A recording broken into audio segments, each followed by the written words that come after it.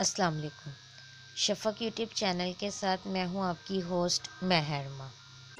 نیلی حویلی پارٹ 7۔ تھانے دار احسان اللہ اپنے کمرے میں بے چینی سے ٹہل رہا تھا۔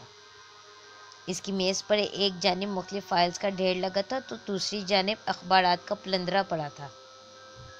کھلی فائلوں اور اخبارات کے بکھرے صفحات سے ظاہر ہو رہا تھا کہ کچھ دیر پہلے تک وہ ان کے معاملات میں غرق تھا۔ کمرے میں چکر کاٹتے کاٹتے تھوڑی دیر بعد وہ رک کر اپنی نظر میز پر ڈالتا اور پھر ٹہلنا شروع کر دیتا۔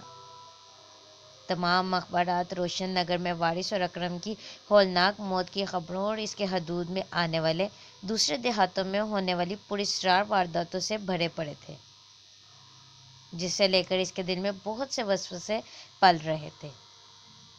حکومت اور اس کے اپنے محکمے کی جانب سے اس پر بے پناہ دباؤ تھا، لیکن اسے محسوس ہوتا تھا جیسے کسی نے اس کے پاؤں اور ہاتھ باندھ رکھے ہیں اور وہ بس تماشا دیکھ سکتا ہے، عملی طور پر کچھ نہیں کر سکتا۔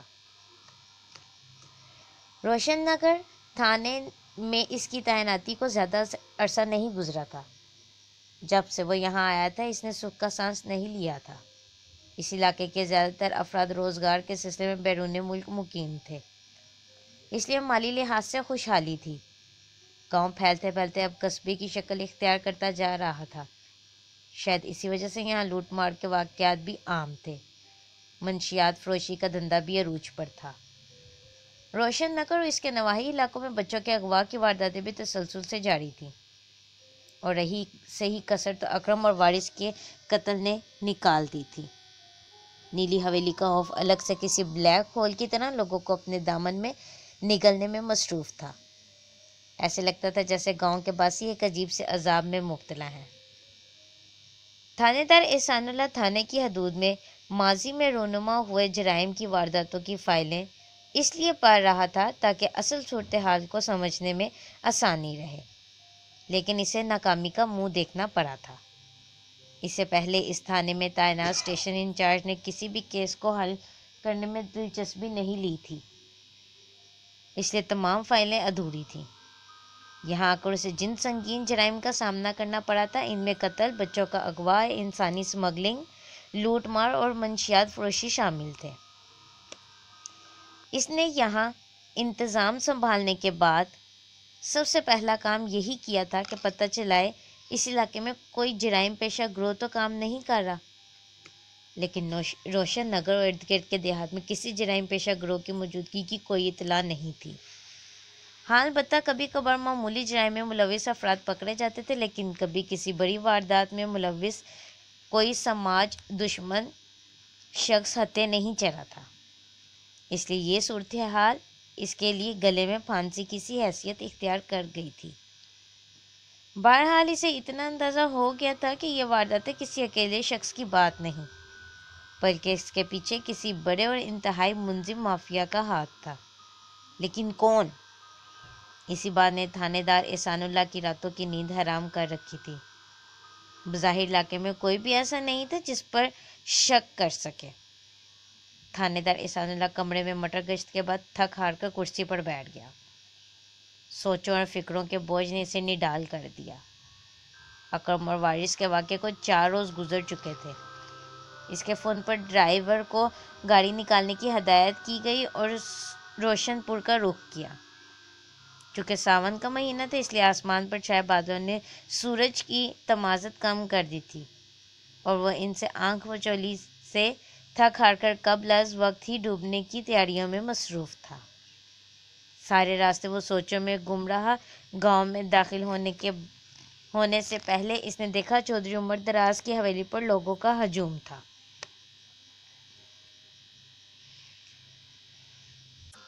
اس نے ڈرائیور کو گاڑی ایک طرف رکنے کا اشارہ کیا اور حویلی کے اندر چلا گیا۔ چودھری عمر دراز لکڑی کی بڑی سی کرسی پر صحن میں بیٹھا تھا۔ اس کے پاس تھیلوں میں بند غلے اور اشیاء خوردنوش کا ڈھیر لگا تھا۔ قطار میں کھڑے افراد باری باری اس کے پاس جاتے، ملازم چودھری عمر دراز کو تھیلے پکڑاتے جاتے اور وہ انہیں لوگوں میں بانٹتا جاتا۔ جو زیادہ مستقل مستحق ہوتے چودھری عمر دراز اسے خاکی لفافوں میں بند رقم بھی پیش کرتا۔ وہ ہر مہینے کی آخری تاریخ کو اسی طرح صدقہ خیرات کر کے گاؤں والوں کی مدد کرتا تھا، اس لیے وہ پورے گاؤں میں سخی دل مشہور تھا۔ مجبور لوگ اپنی مالی مشکلات میں جب بھی اس کے پاس آتے تھے وہ انہیں خالی ہاتھ نہ لوٹاتا تھا۔ چودھری عمر دراز نے تھانے دار احسان اللہ کو اندر آتے دیکھا تو کرسی سے اٹھ کر اس کا استقبال کیا۔ ایک ملازم نے چودھری عمر دراز کی برابر ہی اس کی کرسی بچھا دی۔ جی انسپکٹر صاحب، کیسے آنا ہوا؟ تمام لوگوں کے چلے جانے کے بعد چودھری عمر دراز نے مسکرا کر تھانے دار احسان اللہ سے پوچھا۔ بس جی، چودھری صاحب ادھر سے گزر رہا تھا، سوچا آپ کو سلام کرتا چلوں۔ تھانے دار احسان اللہ بھی جواباً مسکرا کر جواب دیا۔ او جی، یہ آپ کا ہی گھر ہے انسپکٹر صاحب، دن آئے رات آئے ہمارے دروازے تو سب کے لیے کھلے رہتے ہیں۔ چودھری عمر دراز بولا۔ جی شکریہ چودھری صاحب، یہ آپ کا بڑا پن ہے، تھانے دار احسان اللہ نے کہا۔ اتنی دیر میں ملازم 2 پیالیوں میں چائے ڈال لایا اور ان کے سامنے میز پر رکھ دی۔ بڑے پن کی کیا بات ہے انسپکٹر جی، بس لوگوں کی خدمت کر کے اور ان کے کام آ کے دل کو سکون ملتا ہے، چودھری عمر دراز نے خوش دلی سے کہا۔ باتیں تو ہوتی رہیں گی انسپکٹر صاحب، آپ چائے پئیں۔ انسپکٹر احسان اللہ نے اپنے آگے رکھی چائے کی پیالی اٹھائی اور چھوٹے چھوٹے گھونٹ لے کر پینے لگا۔ چودھری صاحب، آپ سے ایک بات پوچھنا چاہتا ہوں۔ جی جی، جو مرضی پوچھیں انسپکٹر صاحب۔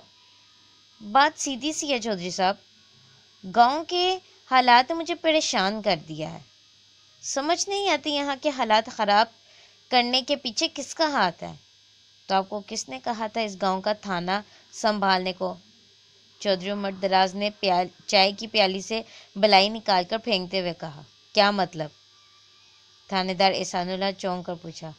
مطلب یہ کہ جب آپ نے ہی پریشان ہو جانا ہے تو ہمارا اور گاؤں والوں کا تو اللہ ہی حافظ ہے، چودھری عمر دراز نے ہنستے ہوئے کہا تو اس کے ملازم بھی مسکرانے لگے۔ تھانے دار احسان اللہ کو اپنی بات پر شرمندگی محسوس ہونے لگی۔ وہ میرے کہنے کا مطلب تھا، میں ابھی تھانے میں نیا نیا آیا ہوں، گاؤں کے حالات کو میں اتنی اچھی طرح نہیں سمجھتا جتنا آپ سمجھتے ہیں۔ تھانے دار احسان اللہ نے رک کر اپنی بات مکمل کی۔ ہاں جی، یہ بات تو ہے، چودھری عمر دراز نے چائے کا بھرا سا گھونٹ بھرتے ہوئے کہا۔ کیا گاؤں میں ہونے والی وارداتوں پر آپ کو کسی پر شک ہے؟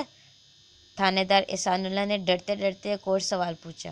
جی ہاں، چودھری عمر دراز نے اپنی بھاری بھرکم آواز میں کہا۔ کس پر؟ تھانے دار احسان اللہ نے بری طرح چونک کر پوچھا۔ آپ پر، چودھری عمر دراز نے کہا تو تھانے دار احسان اللہ اس کا منہ دیکھنے لگا۔ اس کے چہرے کے تاثرات دیکھ کر چودھری عمر دراز نے زوردار کہکا لگایا۔ اس کام میں اس کے ملازموں نے بھی اس کا بھرپور ساتھ دیا۔ اس کے جواب سے تھانے دار احسان اللہ ایک بار پھر شرمندہ ہو گیا، لیکن دکھاوے کے لیے مسکرانے لگا۔ وہ جی مذاق کر رہا تھا انسپکٹر صاحب، چودھری عمر دراز نے اپنی ہنسی پر قابو پاتے ہوئے کہا۔ دراصل گاؤں کے حالات ہی ایسے ہیں کہ اس نے سب کو ایک دوسرے کی نظروں میں چور بنا دیا ہے۔ مجھے یہاں کسی پر شک وقت نہیں ہے انسپکٹر صاحب، گاؤں کے تمام لوگ بہت اچھے ہیں، پتہ نہیں یہ سب کون کر رہا ہے، کس کی کالی نظر نے ہمارے گاؤں کی خوشیاں چھین لی ہیں۔ آپ مجھے محنتی اور باصلاحیت بندے لگتے ہیں، امید ہے کچھ نہ کچھ سراغ لگا لیں گے۔ اتنی بات کر کے چودھری عمر دراز خاموش ہو گیا۔ جی چودھری صاحب، میں اپنی پوری کوشش کروں گا، تھانے دار احسان اللہ نے مصنوعی مسکراہٹ سے کہا۔ میری کسی مدد کی ضرورت ہو تو بلا جھجک بتائیں، میں ہر وقت حاضر ہوں، چودھری عمر دراز نے سینے پر ہاتھ رکھتے ہوئے سر کو قدرے جھکا کر کہا۔ آپ کی مہمان نوازی کا شکریہ چودھری صاحب۔ چائے کا آخری گھونٹ بھرنے کے بعد تھانے دار احسان اللہ کرسی سے اٹھا اور مسافے کے لیے ہاتھ آگے بڑھایا۔ چودھری عمر دراز نے اس کا ہاتھ تھام لیا اور اپنے ملازموں کو اشارہ کیا تو انہوں نے چاول اور گندم کی بوریاں اٹھا کر پولیس کی گاڑی میں رکھنا شروع کر دی۔ یہ کیا ہے چودھری صاحب؟ تھانے دار احسان اللہ نے بوکھلا کر پوچھا۔ میری طرف سے چھوٹا سا نذرانہ ہے انسپکٹر صاحب، مہمانوں کو خالی ہاتھ بھیجنا ہماری روایت نہیں ہے، چودھری عمر دراز نے مسکراتے ہوئے کہا۔ ملازم بوریاں گاڑی میں رکھ چکے تو عمر دراز تھانے دار احسان اللہ کو چھوڑنے کے لیے دروازے کی طرف بڑھنے لگا۔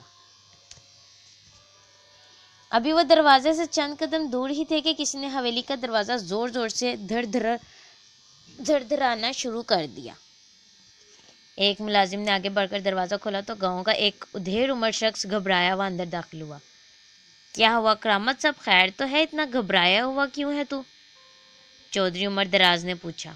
غضب ہو گیا چودھری صاحب، سیدھی طرح بتا کیا ہوا؟ وہ اپنا فرمان علی ہے نا؟ نور وارد نے اپنی سانس بحال کرتے ہوئے کہا۔ اس کی بیٹی اغوا ہو گئی ہے۔ کیا؟ چودھری عمر دراز تھانے دار احسان اللہ کے منہ سے بیک وقت نکلا۔ دوسری طرف انصر اور ریاست کے اوپر کیا گزری؟ ان کی یہ حالت تھی کہ انصر کے پپوٹوں کو جنبش ہوئی اور اس نے آہستہ آہستہ آنکھیں کھول دیں۔ بستر کے ارد گرد اماں اور ابا کھڑے تھے۔ اس نے اٹھنے کی کوشش کی مگر ناکام رہا۔ اسے تیز بخار چڑھا تھا۔ اگرچہ اس کی شدت کم ہو چکی تھی مگر جسم سے جان ندارت تھی۔ ماسٹر امین نے اسے لیٹے رہنے کا اشارہ کیا۔ اماں اس کی حالت دیکھ کر مسلسل روئے جا رہی تھی۔ سر میں درد کا احساس ہونے پر اس نے اپنے بائیں ہاتھ کے انگوٹھے اور شہادت کی انگلی پھیلا کر اپنی پیشانی کے دونوں سروں پر رکھی اور انہیں قدر مضبوطی سے پھیرتے ہوئے ملا۔ اس نے اپنی آنکھیں پیچھے رکھی تھیں۔ چند بار یہ عمل دہرانے سے اسے کچھ سکون محسوس ہوا۔ اب کیسے ہو بیٹا؟ ماسٹر حمید نے شفقت سے پوچھا۔ انصر کو اپنے دماغ پر بہت بوجھ محسوس ہو رہا تھا۔ اس کی بند آنکھوں کے سامنے ابھی تک وہی ڈراؤنا واقعہ گھوم رہا تھا۔ ماسٹر حمید کی آواز سن کر وہ خیالات کی دنیا سے باہر نکل آیا۔ میں ٹھیک ہوں ابا جان، اس نے آہستگی سے کہا۔ اسے بے حد شرمندگی محسوس ہو رہی تھی کہ وہ اماں کے منع کرنے کے باوجود نیلی حویلی کی طرف کیوں گیا، اس لیے اب وہ ان سے مسلسل نظریں چرا رہا تھا۔ اچانک انصر کو ریاست کا خیال آیا تو ابا سے اس کے بارے میں دریافت کیا۔ انہوں نے بتایا کہ وہ بھی ٹھیک ہے، اب اسے بھی آج ہی ہوش آیا ہے۔ تم دونوں پورے 2 دن بے ہوش رہے۔ ماسٹر حمید نے انصر کو بتایا کہ جب وہ کھیتوں میں بے ہوش ہوئے تو خوش قسمتی سے ادھر سے کچھ کسان گزر رہے تھے۔ نیلی حویلی کے خوف کی وجہ سے اگر کسی کو نکلنا بھی پڑتا تو وہ گروہ بنا کر نکلتے تھے۔ اس رات بھی کچھ کسانوں کو کھیتوں سے لوٹنے میں دیر ہوئی تو سب ایک ساتھ نکلے۔ وہاں سے گزرتے ہوئے انہوں نے تم دونوں کی چیخوں کی آواز سنی تو دوڑے چلے آئے اور تمہیں پہچان کر گھر منتقل کیا۔ ویسے تمہارے ساتھ وہاں کیا واقعہ پیش آیا؟ ماسٹر حمید نے اس کا ہاتھ تھامتے ہوئے پوچھا۔ انصر نے انہیں حرف بحرف تمام آبیتی سنا ڈالی۔ ماسٹر حمید حیرانی اور پریشانی کے ملے جلے تاثرات لیے اس کی باتیں سنتے رہے۔ ریاست اور انصر کے بے ہوش ہونے کی خبر گاؤں میں جنگل کی آگ کی طرح پھیلی تھی، اس لیے انصر کی ایک جھلک دیکھنے کے لیے سارا دن لوگوں کا تانتا باندھا رہا۔ شاید اس کی وجہ حال ہی میں وارث اور اکرم کی موت کا واقعہ تھا۔ لوگ انصر کو دیکھتے، چہمہ گوئیاں کرتے اور واپس چل جاتے۔ شام تک یہی سلسلہ جاری تھا۔ رات تک انصر کو بخار میں افاقہ ہو گیا۔ کھانا کھانے کے بعد اس نے اماں کو بتایا کہ وہ چہل قدمی کرنا چاہتا ہے تاکہ طبیعت بہل جائے۔ انہوں نے پس و پیش کیا لیکن پھر اس شرط پر اجازت دی کہ وہ گھر کے آس پاس ہی رہے گا۔ اماں سے اجازت لے کر انصر باہر نکلا اور ریاست کی طرف چل پڑا۔ اسے اس کی بے حد فکر ہو رہی تھی۔ وہ گاؤں میں اس کا اکلوتا بے لوث جگری یار تھا۔ انصر کو اب افسوس ہو رہا تھا کہ اس نے اپنے ساتھ ریاست کی زندگی خواہ مخواہ خطرے میں ڈالی۔ وہ جانتا تھا کہ ریاست کچھ ڈرپوک ہے مگر پھر بھی وہ اسے ضد کر کے ساتھ لے گیا تھا، اس لیے اب اس کو اپنے اس طرز عمل پر شرمندگی محسوس ہو رہی تھی۔ تھوڑی ہی دیر میں انصر ریاست کے گھر کے سامنے کھڑا تھا۔ اس نے دروازہ کھٹکھٹایا تو بھابھی نے دروازہ کھولا۔ سلام دعا کے بعد اسے ریاست کے کمرے میں لے گئی۔ انصر بھائی آپ ناراض تو نہیں ہیں؟ ناراض کس بات پر بھابھی؟ انصر نے حیرت سے پوچھا۔ یہ آپ کو ضد کر کے نیلی حویلی کی طرف لے گئے تھے، انہوں نے مجھے سب بتا دیا۔ بھابھی کے لہجے میں شرمندگی نمایاں تھی۔